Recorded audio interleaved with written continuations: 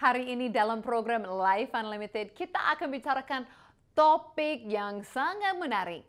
Kita akan lanjut dalam series yang terlepas-terlepas. Tapi hari ini kita akan membahas terlepas dari kemiskinan. Mari kita belajar bersama-sama dalam program Life Unlimited.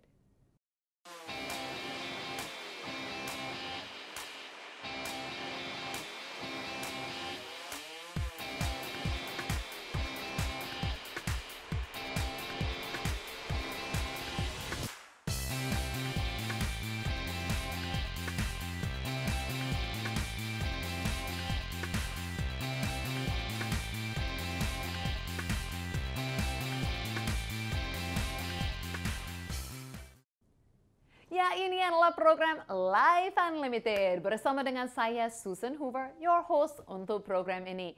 Sangat senang sekali kita bisa jumpa setiap minggu di program ini, di mana kita bicarakan hidup tanpa batas, di mana kita membahas bahwa hidup yang berkelimpahan, hidup dengan tujuan, hidup yang berkuasa, semuanya Yesus memberikan kepada kita, kita mau alami dan hidupi di dunia ini. Jangan saja tunggu sampai surga untuk nikmati semua berkat Tuhan, semua kelimpahannya, semuanya yang Dia sediakan untuk kita. Tapi saat di dunia ini juga kita bisa menjadi orang yang memiliki otoritas, yang penuh dengan berkat, yang jalan di dalam kehendak-Nya. Amin. Itu adalah semua pemirsa Life Unlimited. Dan sepanjang program ini akan lihat ada nomor WA, ada social media yang lain-lain yang bisa diikuti atau bisa hubungi kami. Ada tim yang siap untuk mendoakan. Ada tim yang siap untuk menjawab pertanyaan atau berdiri dalam iman bersama dengan pemirsa Life Unlimited. Ini pun hari ini ada masuk kesaksian seperti ini. Ada memberi kesaksian kepada ini melalui cara Life Unlimited. Ada berkata bahwa Bapak ini berkata, aku sangat diberkati dan Tuhan sudah menjawab doanya. Bahkan sudah mendapatkan model yang dia perlukan. Nah, kami bersyukur ada dengar kesaksian banyak yang lain-lain. Ada banyak kesaksian kesembuhan, ada banyak kesaksian anak yang hilang kembali, ada banyak kesaksian semua. Tapi juga ada kesaksian seperti ini, bahwa memang Tuhan turun tangan dalam ekonomi kita. Tuhan turun tangan dalam keuangan kita. Nah, kadang-kadang mungkin kita berkata berkat-berkat untuk ceritakan hal keuangan. Tapi hari ini saya mau jelas-jelas membedakan. Berkat dari Tuhan itu tidak selalu dengan bentuk dana, keuangan, ekonomi. Berkat itu bisa banyak hal. Ada berkat damai, ada berkat sukacita, ada berkat keluarga, kawan-kawan, ada berkat rohani, ada banyak namanya berkat. Tapi hari ini saya mau kita belajar bahwa kita di dalam Yesus Kristus juga bisa terlepas dari kemiskinan. Bagaimana saya mengerti hal ini? Karena saya dari keluarga waktu saya kecil, saya dibesarkan di dalam keluarga yang bergumul dalam kemiskinan. Keluarga yang benar-benar susah sekali. Dan satu hal yang membuat saya sedih, bukan karena dalam keluarga yang susah, itu sebenarnya suatu pengalaman yang baik bagi saya. Saya belajar untuk kerja keras, saya belajar untuk menghargai dan gunakan uang dengan benar. Banyak pelajaran yang baik dari itu. Tapi yang membuat saya sedih adalah mama papa saya, orang tua saya, percaya bahwa kita yang mengikuti Tuhan seharusnya juga menderita dalam kemiskinan. Nah, itu sayang sekali bahwa banyak pengertian tentang keuangan salah hari-hari ini. Ada yang terlalu percaya kalau kita diberkati Tuhan harus kaya. Kalau nggak kaya, nggak dekat sama Tuhan. Itu juga salah. Tuhan tidak pernah berjanji bahwa setiap pengikutnya akan kaya-kaya. Tapi Tuhan juga tidak pernah mengatakan bahwa yang mengikuti Dia harus menderita dalam kemiskinan. Jadi hari ini kita akan masuk dalam firman Tuhan. Dan harapan saya seperti kita hari ini. Kita akan temukan kebenaran. Bahwa Tuhan tidak mau kita miskin-miskin menderita terus. Tapi juga Tuhan akan memang percayakan keuangan yang lebih kepada kita pada waktunya. Dan Tuhan akan memberkati kita dengan cukup-cukup, itu janjinya. Tapi Dia tidak pernah berkata semakin seseorang rohani atau dekat kepadanya, semakin mereka akan kaya. Jadi jangan sampai salah pengertian, kita harus dapat apa yang firman Tuhan katakan. Nah, saya akan mulai dengan ayat dasar untuk kita hari ini. 2 Korintus 8 ayat yang ke-9. Mari kita masuk dalam firman Tuhan. Berkata, karena kamu telah mengenal kasih karunia Tuhan kita Yesus Kristus, bahwa Dia yang oleh karena kamu menjadi miskin, sekalipun Dia kaya, supaya kamu menjadi kaya oleh karena kemiskinannya. Ayat ini sangat-sangat indah, sangat-sangat indah. Tapi pemirsa, perhatikan dalam ayat ini berkata apa? Bahwa kita telah mengenal kasih karunia Tuhan. Berarti kalau kita belum mengenal kasih karunia Tuhan, kita kurang akan memahami kemiskinan dan kekayaan dengan benar. Jadi dasar kita untuk bisa menerima apa yang Yesus lakukan, kita harus mengerti menjadi miskin atau kaya itu bukan karena perbuatan. Itu bukan karena kalau kita jadi kaya, kita meraihkan itu, kita layak untuk mendapatkannya. No, berkata dasar untuk hal ini adalah karena sudah mengenal kasih karunia. Apa itu kasih karunia? Kasih karunia Kristus adalah Dia rela memberi kepada kita apa yang kita pun tidak layak menerima. Bahwa oleh kasih-Nya, Dia memberi karunia kepada kita. Jelas mendapatkannya gitu ya. Karena kasih-Nya, Dia karuniakan sesuatu kepada kita. Karunia, pemberian. Bukan sesuatu yang kita layak untuk mendapatkan. Tapi karena Dia mengasihi, Dia memberi. Ini adalah pengertian tentang kasih karunia yang akan menolong kita mengerti salib. Nah, ini yang ceritakan di sini, masalah salib. Bahwa Yesus itu rela menderita untuk kita supaya kita tidak akan menderita. Bahkan di sini jelas, tidak hanya menyampaikan tentang dosa, tidak hanya menyampaikan tentang sakit penyakit, tidak hanya menyampaikan tentang berkatan kutuk, tapi jelas di sini gunakan kata bahwa ada kemiskinan, ada kekayaan. Dan saya syukur untuk ayat ini karena berkata apa? Bahwa Dia yang kaya, Dia yang turun dari surga, Dia yang tidak kekurangan apapun, memiliki segala sesuatu, bahkan semuanya di bumi Dia yang ciptakan. Dia yang rela turun ke bumi menjadi anak seorang tukang kayu. Wow. Indah sekali Yesus kan? Dia rela menjadi bayi yang tidak punya apa-apa, bahkan lahir di keluarga orang miskin. Kita tahu buktinya bahwa keluarga Yesus itu keluarga miskin. Kenapa? Saat mereka bawa korban, contohnya mereka tidak bisa membeli korban yang besar-besar. Mereka beli korban yang paling murah.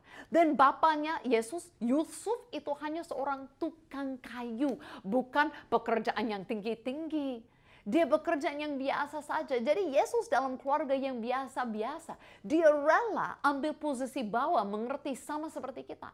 Tapi ceritakan di salib, ada pertukaran yang luar biasa terjadi. Yesus rela tinggalkan kekayaannya, menjadi miskin. Tapi tidak hanya sampai di situ. Itu sudah luar biasa. Supaya kita yang miskin bisa menjadi kaya. Dia menjadi dosa supaya kita bisa menjadi benar. Dia menjadi terkutuk supaya kita mendapatkan berkat. Dia yang menjadi sakit supaya kita bisa mengalami kesembuhan, kesehatan. Nah, sama dengan hal ini, Dia yang kaya rela menjadi miskin supaya kita yang miskin bisa menjadi kaya. Nah, ini adalah dasar untuk kita ceritakan topik hari ini, terlepas dari kemiskinan. Jadi saya mau kita mengerti bahwa kemiskinan itu bukan dari Tuhan. Tuhan tidak mau kita miskin-miskin terus. Kenapa saya percaya itu? Karena jelas-jelas kita akan lihat dalam firman Tuhan. Tuhan mau kita memiliki cukup supaya bukan saja kita cukup untuk diri sendiri, tapi lebih dari cukup untuk memberkati orang lain. Ini adalah yang Tuhan rindu untuk kita. Sebentar lagi kita akan masuk ayatnya, tapi sebelumnya saya merasa di sini saja sudah cukup untuk benar-benar bersyukur kepada Tuhan. Dan karena itu kita akan masuk dalam satu lagu oleh NDC Worship. Berkat, kemurahan-Mu. Kau hiasi kehidupanku dengan kemurahan-Mu. Kau rancangkan masa depanku penuh dengan harapan. Aku ada saat ini, semuanya karena kasih-Mu. Aku hidup hari ini, semua berkat kemurahan-Mu. Terima kasih Yesus, Engkau sangat baik, teramat baik. Aku ada saat ini, aku ada semuanya karena kasih, semua karena kasih. Hidup hari ini, semua berkat kemurahan-Mu. Terima kasih Yesus, Engkau sangat baik, teramat baik bagiku. Kami hidup hanya kemurahan-Mu Tuhan.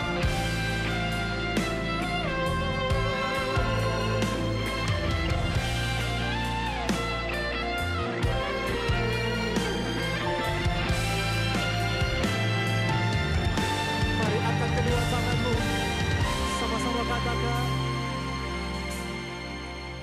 Aku ada saat ini, semuanya karena kasih-Mu.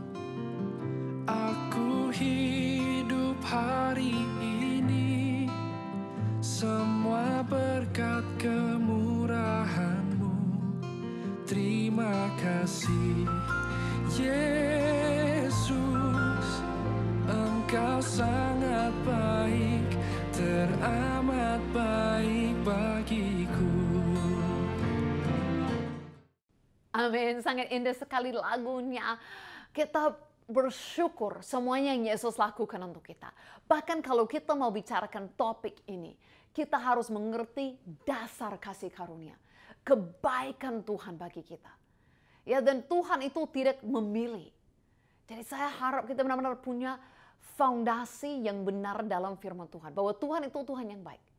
Tapi jangan kita mau jadi kaya hanya supaya jadi kaya dan untuk diri sendiri. Itu juga bukan yang benar. Jadi memang betul, saya setuju. Tuhan tidak mau kita menderita, kelaparan terus, kemiskinan terus, tidak bisa melakukan apa-apa. No, saya percaya itu bukan yang Tuhan mau, jelas-jelas dari firman. Tapi juga Dia tidak mau kita kaya atau ada motivasi kaya yang salah. Jadi mari kita lihat 2 Korintus 9:8. Oh, saya harap semua bisa tangkap ini ya. Kalau nanti mau tahu rencana keuangan, rencana kemiskinan, kekayaan dari Tuhan sesuai dengan firman Tuhan, 2 Korintus 8:9 atau 2 Korintus 9:8. Oke, kita bisa lihat dalam firman Tuhan seperti ini. Ayat ke-8, dan Allah sanggup melimpahkan segala kasih karunia kepadamu. Sekali lagi itu kasih karunia yang dilimpahkan. Lihat, supaya kamu senantiasa berkecukupan di dalam segala sesuatu dan malah berkelebihan di dalam berbagai kebajikan. Menarik sekali firman Tuhan ini. Nah, saya sangat diberkati sekali oleh firman ini. Kenapa? Dulu karena saya dibesarkan di dalam keluarga yang miskin, saya bawa dalam pikiran, pandangan terus bahwa saya adalah orang miskin. Dan saya tidak punya cukup atau selalu takut punya cukup. Nah, itu tidak sesuatu yang baik. Tuhan tidak mau kita seperti selalu orang yang bahkan saat keluar dari kemiskinan, selalu takut-takut miskin, jadi mau pegang-pegang selalu untuk kita menjadi orang pelit. Makanya ayat ini mengingatkan kita bahwa sebenarnya Tuhan selalu mau kita memiliki cukup. Tidak harus sampai kaya-kaya amat, sampai punya berapa mobil, sampai punya berapa rumah. Bukan itu sebenarnya yang Tuhan bicarakan di sini. Tuhan berkata apa? Cukup. Dan mana kita berkelebihan, itu untuk melakukan pekerjaannya, pelayanannya, perbuatan baiknya. Nah, ini logika dan kepintaran Tuhan. Kenapa? Bayangkan seperti ini. Saya harap hari ini kita benar-benar bisa pakai logika. Benar-benar bisa pakai sederhana sekali ya. Kalau saya hari ini tidak punya yang cukup atau pas-pas bercukup untuk saya makan. Dan saya lihat seseorang yang menderita kelaparan nggak bisa makan. Kalau saya kasih uang saya untuk makan hari ini kepada mereka, praktis saya yang kelaparan. Praktis tetap ada yang kelaparan. Itu bukan yang Tuhan mau. Makanya Tuhan berkata di sini, kenapa Tuhan mau kita memiliki lebih daripada cukup? Supaya kita selalu siap untuk memberkati, menolong, lakukan perbuatan baik. Bahkan untuk meluaskan kerajaannya. Saya bersyukur sebagai seorang misionaris. Saat saya fokus dalam pelayanan, saya terjun ke misi. Saat saya masuk hutan memberitakan Injil, pergi ke kampung. Itu memang perlu dana dan saya bersyukur. Ada banyak mitra yang kerjasama, ada banyak orang yang mau kerjasama. Itu misionaris di seluruh dunia, pelayanan di seluruh dunia. Ada orang yang dari kelebihannya mau memberi. Nah, itu motivasi yang benar. Saya harap kalau pemirsa hari ini mau terlepas dari kemiskinan, itu tidak dengan egois, itu tidak hanya dengan berpikir diri sendiri. Tapi itu rindu, Tuhan berikan saya lebih supaya saya bisa lebih banyak memberkati orang lain. Supaya saya bisa mengutus lebih banyak misionaris yang nggak mampu. Supaya saya bisa punya lebih banyak gereja saya akan bangun di Indonesia. Ya, punya visi yang lebih, dan lebih. Amin. Kalau kita pun lihat di pasal 9 ini bukan saja satu ayat ini yang baik. Tapi banyak ayat ceritakan di sini berkata tentang menuai dan menabur. Menuai dan menabur. Nah, banyak orang berpikir ini, kita harus memberi lebih dahulu, baru Tuhan akan memberkati kita. Itu mungkin dalam perjanjian lama. Tapi kita hari ini adalah orang dalam perjanjian baru. Dalam perjanjian baru, kita tidak pernah bisa mengatakan bahwa kita lebih dahulu memberi daripada Tuhan. Tidak bisa. Karena kita adalah orang dalam perjanjian baru, artinya kita adalah orang yang setelah salibnya Yesus. Dan dengan salibnya, Yesus sudah memberi kita segala sesuatu. Okay? Segala sesuatu sudah diberi kepada kita. Apapun yang kita miliki hari ini, itu semuanya adalah Tuhan yang memberikan kepada kita. Tuhan karuniakan kepada kita. Seperti dikatakan dalam ayat ini, oleh kelimpahan kasih karunia-Nya. Jadi tidak pernah saya bisa mengatakan, saya akan memberi supaya Tuhan memberi. No. Tapi saya percaya apa yang Tuhan suruh memberi, Dia percayakan kepadaku. Nah, dengan apa yang Tuhan percayakan kepadaku, saya bisa memilih untuk menabur itu. Untuk memilih apa yang saya lakukan dengan semuanya yang Tuhan percayakan. Kadang-kadang ada orang yang mengatakan, kenapa Tuhan belum memberi kepada saya dan yang lain-lain. Nah, saya tidak mau kita siapapun merasa dihakimi oleh program Life Unlimited, tapi saya mau kita belajar bersama-sama. Saya sering katakan kepada siswa di sekolah Alkitab, kalau mau Tuhan percayakan 100 miliar kepadamu, ataupun 100 juta kepadamu kalau lebih kecil, gunakan 100.000 dengan baik. Banyak heran, 100.000 itu hari ini seperti nggak terlalu banyak. 100.000 itu kecil-kecil, nggak bisa terlakukan terlalu banyak. Betul lah. Tapi saya katakan kalau dari 100.000, tidak bisa ambil 10.000 untuk menabur, menolong seseorang, beli sesuatu untuk orang lain, kasih kepada Tuhan. Bagaimana mungkin nanti dengan 100 juta atau dengan 100 miliar, akan lebih susah nanti memberi 10 miliar daripada hari ini memberi 10.000. Makanya kalau Tuhan akan memberkati kita, makanya Tuhan juga mau melakukan dengan sesuatu yang memberkati kita. Tuhan tidak mau langsung kasih jatuh dari surga dan hidup kita hancur. Itu bukan kasih karunia. Oleh kasih karunia kepada kita, Dia begitu mengasihi kita. Dia mau memberi. Tapi pemirsa, saya juga mau katakan bahwa dari apa yang Dia sudah kasih kepada kita hari ini, kita gunakan itu dengan baik. Makanya Tuhan bisa tambahkan itu. Berkata dalam ayat-ayat ini, soal menabur dan menuai. Menabur dan menuai. Sebenarnya segala sesuatu yang kita miliki, benih yang kita punya hari ini, sedikit pun yang kita punya hari ini, Tuhan sudah memberi kepada kita. Makanya mari kita belajar untuk memberi kembali kepada Tuhan. Gunakan itu dengan baik. Amin. Nah, sebentar lagi sama kita masuk dalam video klip.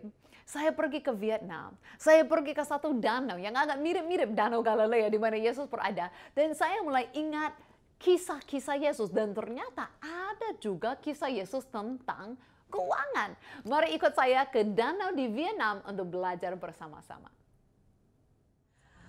Suatu hari murid-murid Yesus datang kepadanya dengan masalah uang. Tapi bagi Yesus itu tidak masalah. Mereka katakan, Yesus bagaimana? Seharusnya kita bayar pajak. Bagaimana ya Yesus? Nah Yesus mungkin sebagai pencipta dunia, sebagai Tuhan segala Tuhan merasa untuk apa tidak usah bayar pajak. Tapi Yesus luar biasa. Yesus itu tidak pelit-pelit. Dan Yesus mau menunjukkan kepada murid-murid bahwa mereka juga tidak harus pelit-pelit. Bahwa mereka bisa memberi, bahkan memberi kepada pemerintah, bisa lakukan yang wajib dan tidak harus khawatir.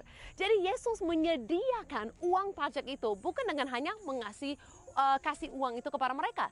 Dia lakukan sesuatu yang lebih menarik. Dia suruh, Petrus pergi ke danau. Nah ini bukan Danau Galilea di belakang saya, tapi agak mirip-mirip. Yesus suruh mereka pergi ke danau dan mengatakan, kamu tangkap ikan. Sesuatu yang Petrus biasa lakukan, kamu lakukan yang biasa, tapi saat kamu lakukan yang biasa, di dalam mulut ikan itu ada koin emas. Dan dengan koin itu, kamu bisa bayar pajak. Nah ini sangat menarik sekali. Yesus mau menunjukkan dengan cara apapun, Dia sanggup menyediakan apa yang kita perlukan. Tidak perlu kita khawatir, kita tidak perlu untuk menjadi pelit-pelit. Yesus pasti akan menolong kita. Yesus sendiri adalah orang yang rela memberi kepada manusia sekalipun Dia memerintah di atas mereka. Sangat luar biasa, mari kita belajar dari Yesus. Ternyata juga Yesus peduli tentang keuangan. Bayar pajak pula lah Yesus. Jadi kita lihat Yesus bertanggung jawab tentang hal keuangan. Nah Dia menyediakan itu dengan cara yang berbeda, tapi tidak selalu seperti itu. Ya kita bisa lihat dengan hari-hari yang biasa, Yesus gunakan uang dengan baik kan. Tidak beli banyak untuk dirinya, tidak pernah mendirikan istana untuk dirinya, tidak pernah beli pakaian yang paling mewah untuk dirinya, tidak pernah makan di tempat istimewa, tapi biarkan muridnya di tempat biasa. Dia mengikuti dengan mereka. Bahkan murid mau mengikuti dia kasih tahu. Nggak ada rumah lo, nggak ada tempat tinggal yang enak, nggak ada makanan yang enak. Dia benar-benar rela menjadi satu di antara kita. Menjadi orang yang biasa. Tapi menariknya di situ, dia mengajar muridnya untuk tetap melakukan bagiannya. Jangan pelit-pelit. Jangan terlalu mau pegang uang. Tuhan sanggup melimpahkan. Tuhan sanggup melakukan. Nah ini bukan satu topik untuk membuat pemirsa mau memberi lebih, tapi saya mau kita mengerti. Semakin kita pegang-pegang sesuatu dengan hanya untuk diri sendiri, semakin itu bukan saja tidak memberkati orang lain, tapi tidak memberkati diri sendiri. Saya pelajari seperti ini. Saya ingat ada sekitar 10 tahun yang lalu. Saya ingat keuangan sangat kekurangan. Saya banyak pelayanan pada waktu itu dan ada banyak acara-acara besar yang akan datang, penginjilan. Dan waktu itu kita lagi rencanakan untuk beli bus, untuk beli sound system, untuk melakukan semua. Saya perlu banyak sekali pada saat itu dana-dana yang perlu untuk melaksanakan penginjilan-penginjilan yang akan datang, pelayanan-pelayanan yang makin besar pada hari-hari itu. Dan pas hari itu saya pergi khotbah di salah satu gereja yang sangat kecil di kampung. Nah makanya kita tahu hari ini kalau kadang-kadang orang diundang khotbah di gereja besar mungkin mereka harap PK. No saudara, kalau missionaries tidak harap PK ya, tidak harapkan sesuatu. Bahkan malahan biasanya kalau missionaries datang ke gereja itu kami yang diharapkan memberi kepada gereja, bukan gereja yang memberi kepada kami ya, terbaliknya. Jangan lakukan pelayanan karena memang harap sesuatu, itu sudah salah sekali. Saya pergi ke gereja hari itu. Ini jujur ya. Saya ada waktu persembahan. Saya ambil dompet saya. Saya buka. Gak ada yang lain yang lihat. Saya lihat dalam. Sebenarnya sedikit sekali. Dan saya tahu rekening udah nipis, sudah nggak ada. Jadi saya lihat, ini pun sampai akhir minggu pun seperti ini. Dan minggu depan harus bayar ini sound system. Minggu yang berikut harus penginjilan yang ini. Minggu yang berikut harus pelayan yang gini. Wah, jumlah besar-besar. Jadi saya pikir, Ini gereja di kampung, mereka nggak akan tahu kalau saya cuma kasih yang 10.000, 20.000. Yang lebih besar saya pegang, saya pulang, saya lihat masih ada 100.000 di situ. Saya perlu untuk pulang, untuk makan nanti. Tapi saya dengar seperti Tuhan berkata seperti ini kepada saya. Susan, percaya nggak? Saya akan menyediakan itu semua dana yang kamu perlu. Yang besar-besar untuk berapa minggu ke depan. Berapa bulan ke depan. Saya bilang, iya Tuhan, aku percaya. Dia berkata, kalau kamu percaya, saya akan menyediakan jutaan yang kamu perlu. Kenapa kamu masih pegang 100.000 seperti itu harapanmu? Oh iya, betul juga ya Tuhan. Jadi akhirnya saya lihat dalam dompet. Saya ambil semua kecuali cukup untuk transport pulang. Dan saya kasih kepada gereja itu. Bukan karena saya hebat, bukan karena apa-apa. Tapi karena pengertian di situ masuk bahwa apa? Tuhan yang lebih dahulu sudah memberi. Jadi apapun yang saya kasih kepada Tuhan, itu sedikit. Dia sudah memberi 100% kepada saya. Saya kembalikan sedikit pun, itu udah sedikitlah dibandingkan apa yang dia sudah memberi kepada saya. Dan saya percaya ini, saya tidak pernah bisa memberi lebih banyak daripada dia memberi kepada saya. Jadi intinya seperti ini, kita terlepas dari kemiskinan, mulai di sini. Mulai dalam pikiran dan pandangan kita. Yang Alkitab berkata, cinta akan uang yang salah. Uang itu tidak salah. Bahkan bisa kaya untuk memberkati banyak orang. Yang salah itu cinta akannya.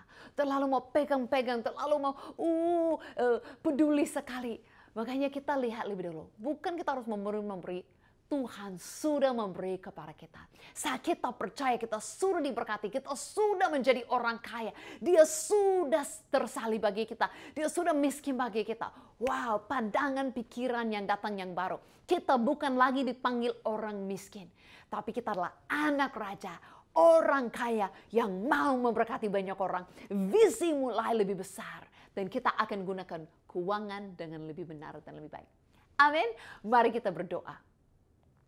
Tuhan, saya bersyukur untuk setiap orang pemirsa dan saya percaya Tuhan, Engkau bisa melimpahkan kepada mereka kasih karunia-Mu, memberi lebih daripada mereka layak terima pun Tuhan, memberi mereka lebih-lebih supaya mereka selalu bisa memberkati orang lain.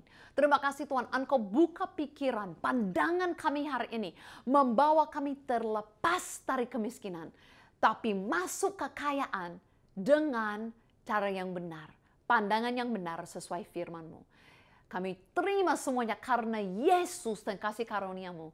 Di dalam nama Yesus. Amin. Amin. Terima kasih kepada pemirsa setia Life Unlimited. Kita terlepas dari banyak hal dan akan lanjut minggu depan dengan topik lagi terlepas. Jadi sampai kita jumpa lagi minggu depan di dalam program Life Unlimited.